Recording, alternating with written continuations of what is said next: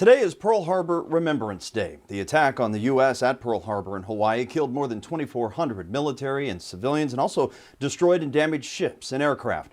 The attack dragged the U.S. into World War II. A recent project taken on by Western Hills Country Club aims to honor some of the greatest generation. Pearl Harbor, that sealed the issue. We had to get into war. Bill Snyder, along with Earl Conklin. Fighting in the Pacific was totally different than fighting in Europe. Both served in the Marine Corps during World War II. Both took part in the amphibious landing in Okinawa in April of 1945, and both are Purple Heart recipients. Basic training at Miami Beach was not a great assignment. Then there's Army Air Corps veteran Harry Blaney, who would become a navigator on B-29s, and his brother Don. Followed, as I often did, whatever my older brother did, who also joined the Army Air Corps. Aside from serving their country during World War II, these four have something else in common. They're members at Western Hills Country Club. I knew them very vaguely, but once I really got to know them through this whole process, they are really quite impressive. That's Larry Schindel, a fellow member and a Vietnam-era veteran who was asked by Paul Garrett, the club's general manager, to help with a special project to capture these men's stories of service. I'm really glad we took on the project. And I think about, Bill Snyder, I think he was injured in combat when he was 19 years old.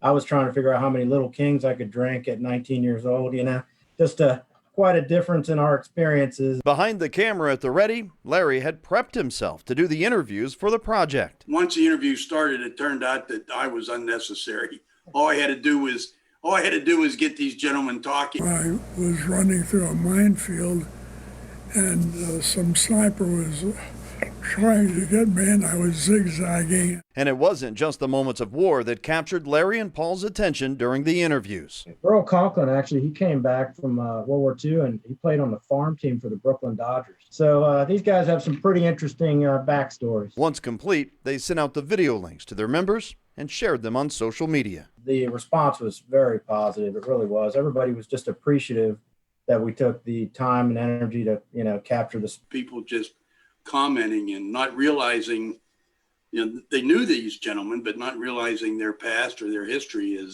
was kind of eye-opening a little bit.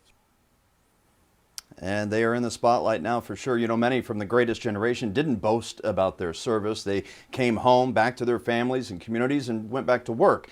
If you'd like to take a look at these videos, though, for yourself, I'll share the links and information in this story online at WCPO.com and my Facebook page, McKee WCPO.